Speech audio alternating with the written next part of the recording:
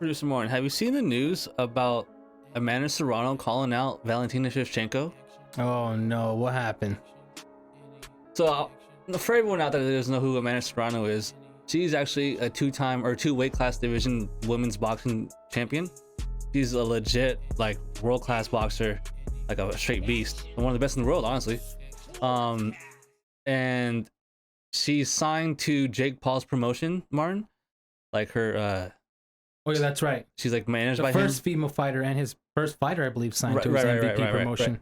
So apparently, she says she's down to agree to a fight against the champion Valentina Shevchenko, the Any Action Sportscast Female Fighter of the Year, Valentina Shevchenko, and this is all because of Jake Paul giving Dana White this ultimatum about him saying he's willing to fight Jorge Masvidal in an MMA fight, due to everyone saying all these boxers want to fight in boxing but never in MMA against MMA fighters.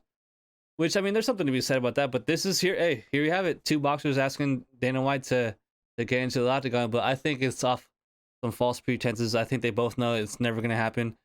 But, yeah, man, what do you think about the whole situation? At first, I thought it was Jake being Jake and like his shtick of, trying to create attention with UFC and Dana White, especially if you've been following it. Dana White, before, he wasn't taking it as serious. Now he's really aggravated, and you can see he really is, ticked off at Jake, especially the interview with Teddy Atlas, where Teddy asked him, if there was a possibility of him fighting Masvidal, and he just said, nope. Like, but the no hit different, like the other no's. It was like, this, I'm done, and absolutely not. No. Right. I mean, yeah, I bet he probably looks at him as such a minuscule little promotion guy, like from little guy trying to sell tickets, versus Dana White, who built this great, huge world power organization. But I think, to me, it's most annoying to know that, I think, in my opinion, Jake Paul knows he will never fight in the UFC or the UFC in any capacity involved with the UFC. I think he knows this. And I think he knows that Dana White will never let someone like Masvidal or Usman or anyone like that out of their UFC contract to co-promote like they did with Conor with Floyd, because of the lack of respect they have for Paul. I think they actually respected Floyd and knew what he drew as a fan, even though they probably know that Jake probably would sell too. But I think the respect isn't there, so Dana is not going to be able to agree to collab here. And I think so. Jake has a free reign to just say whatever he wants. He could say he wants to fight Ngannou. He could say he wants to fight Khabib, this and that. But I feel like everyone knows it'll never happen. So it's kind of like a moot point to me. Definitely, I agree. At this point, I'm almost over it. Right.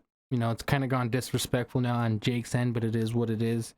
What do you think about the whole, cocaine thing? Do you think Jake is just trolling, or there's some truth to it? I think there's truth. No, I'm joking. No, I mean, I don't know. He's probably just talking. Just like trolling and stuff. Yeah. Trying to create buzz, but. And at this point, dude, I'm not trying to point fingers, but like, it's almost like maybe he heard a story of when Dana did it one time or something. Oh, I'm sure he's gotten caught doing it. I wouldn't be surprised at all. It's 2022 now. Right. At this point, it's like if someone did cocaine. I mean, I don't judge, bro. Let's just say, Dana, I don't judge you. I don't judge you, Dana. Oh, man.